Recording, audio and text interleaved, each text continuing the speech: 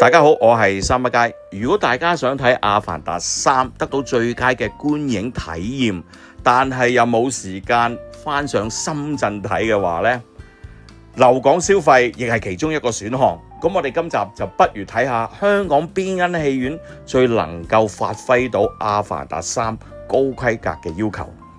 節目未開始之前，如果想支持我嘅頻道嘅話，好簡單，喺下面 comment、like、share， 有你嘅支持係我拍片嘅動力。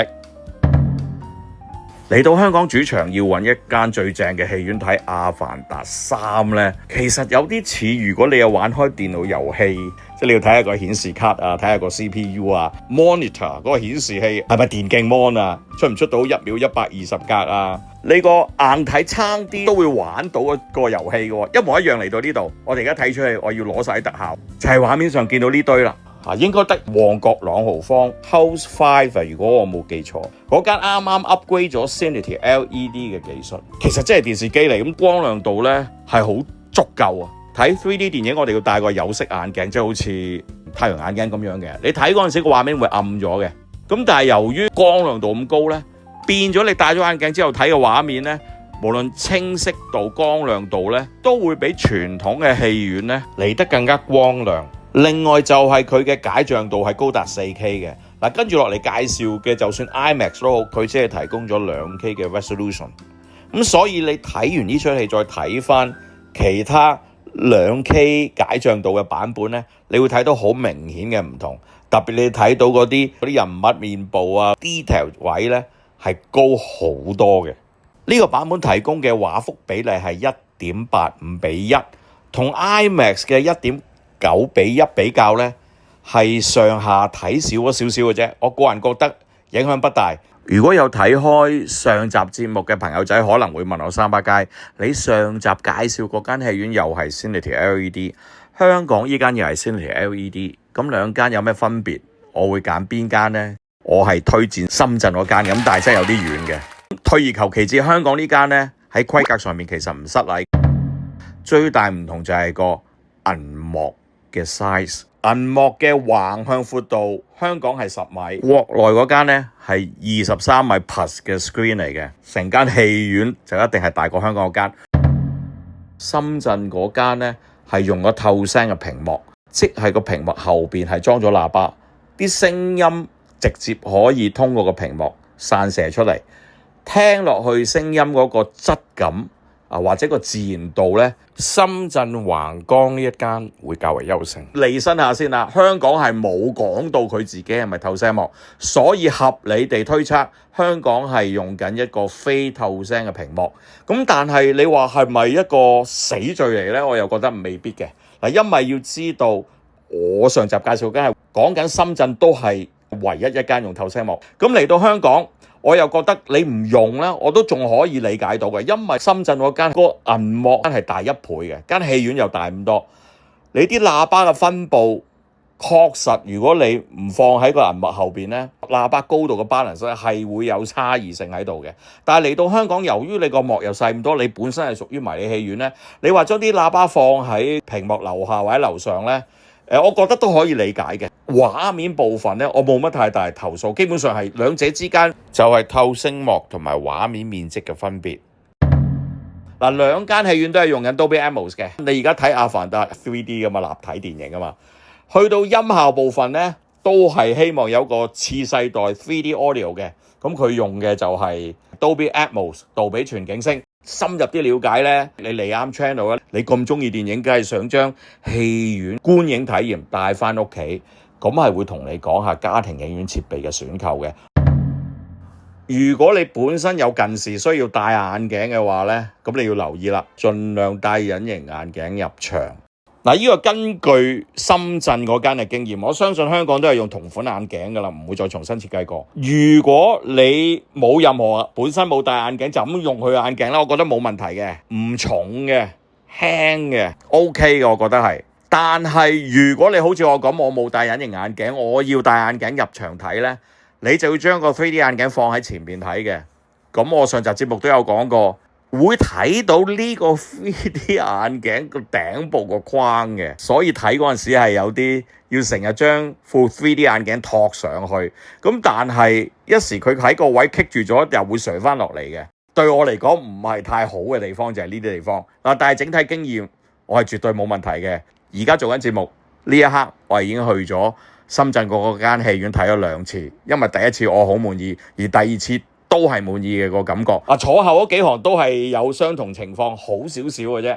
你如果真係同我嘅情況一樣，你試下先戴 3D 眼鏡，然後再將你自己副眼鏡戴喺出邊。咁我唔敢肯定你本身副眼鏡找唔找得實㗎。如果勾唔實跌爛咗就唔好返嚟揾我。我只係 share 緊一個我認為 OK 嘅體驗俾你。我用咗呢個方法去睇呢，咁我係舒服咗嘅。我唔會見到上面個框嘅，咁但係始終你本身個眼鏡褪出咗戴啊，嗰塊眼鏡鏡片覆蓋得冇咁好啊，樓下邊咧喺字幕部分嗰啲地方係蒙咗啲嘅，喺我 case 係咁樣，但係我係收貨嘅，即係如果我下次再去呢間戲院咧，我都會用呢個方法佩戴去睇嘅。上集節目都有同大家傾過呢個現象嘅，就係睇下突然間可能個畫面會黑一黑咁樣。斬一斬樣嘅，上集節目都有估計過，會唔會因為由1秒24格畫面轉做1秒48格畫面嗰陣時有呢個情況出現呢？咁所以我第二次去返呢間戲院再睇嗰陣時呢，咁我發現唔係嘅，睇啲場口位唔似係因為一個幀率嘅轉變，而更加符合官方所講嘅個 3D 眼鏡信號接收係受到手機嘅影響。我就幫大家試咗嘅。當完場嗰陣時出工作人員名單嗰陣時咧，我嘗試拎咗手機出嚟開着佢。特別係講 iPhone，佢會人面辨識噶嘛，佢會掃你塊面。喺呢個過程咧，你就會感受到個畫面咧係會有啲 flicking， 有個突然間窒一窒黑一黑嘅現象出現。第二選項咧，我就會揀IMAX with Laser。香港有3間 IMAX with Laser 嘅戲院，咁求其揀一間啦。個人心水就係揀尖沙咀嗰2間啦。咁點解要揀 Laser 呢？